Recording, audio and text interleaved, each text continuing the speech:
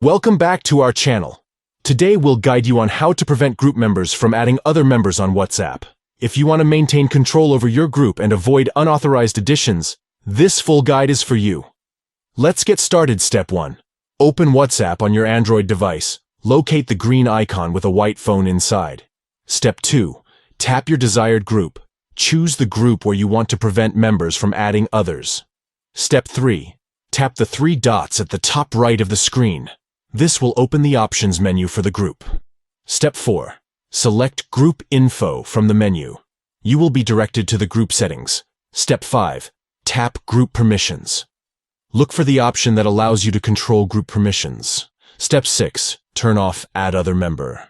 Toggle the switch to disable the ability of group members to add new members. By following these simple steps, you can ensure that only authorized individuals have the power to add members to your WhatsApp group.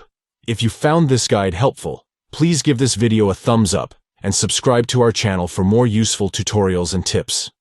Thank you for watching.